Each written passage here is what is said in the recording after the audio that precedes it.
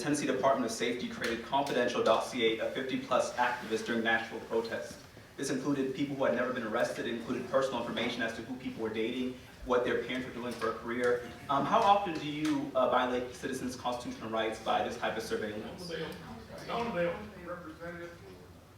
Representative, please stay on the bill, please. Mr. Chair, this is pertaining to the function of the Department of Safety, but I'll continue with my questioning.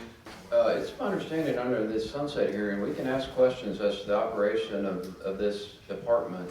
That is correct, but we do not need to create a hostile environment. In July 2020, 412 troopers clocked in $949,196 in overtime covering protests and another $56,827 for travel expenses. My question was the records as to how often do you deploy troopers to respond to protests, and what is the cost of that action for the taxpayer? How often do you create dossier files on people for exercising their First Amendment activity, and what are the parameters of these dossier files? Do you keep them on white nationalist groups? Did you keep them on the Tennesseans who participated in the insurrection on January 6th? How do you determine what groups to keep a dossier file on? According to the legal definition that I'm aware of in federal government about dossiers, we don't have dossiers. You don't keep files of people's pictures and arrest information and Arrest records, yes.